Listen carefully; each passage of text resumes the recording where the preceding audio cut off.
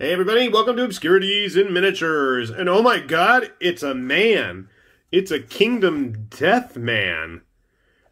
And while he may be a bit beefcakey, he actually is not one of the pinups. This is a male lantern guard who disappeared from the store in the blink of an eye.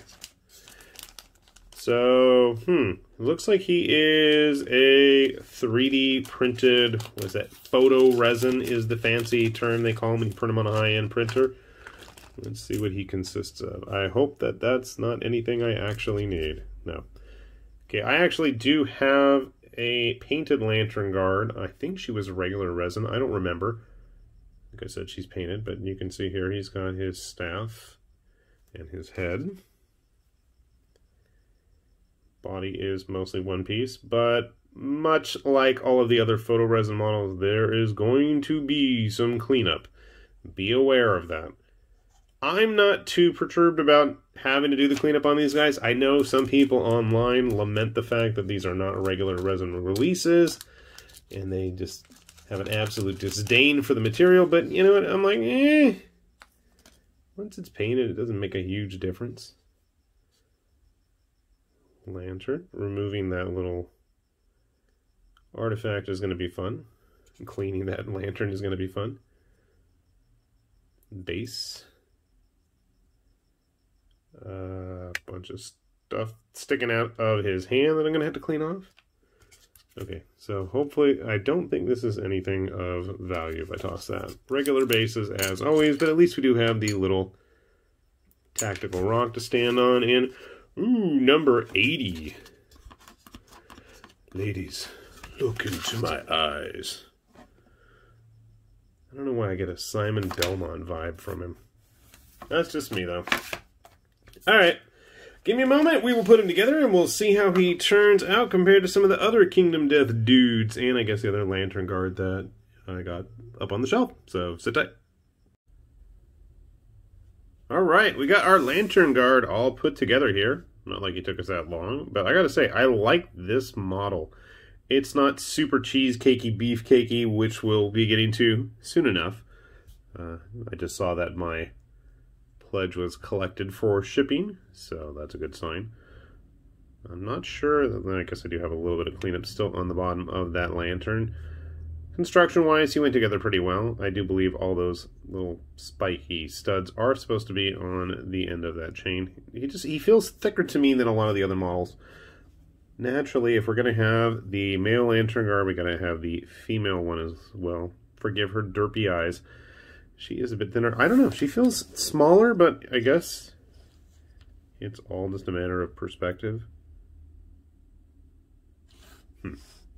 I figure we'll grab a couple other models to compare them with.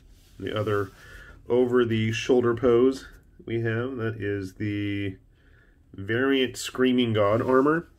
I believe we are going to get the pinup version of her later on in plastic, where she was a lot beefier and bulkier herself, way more muscular.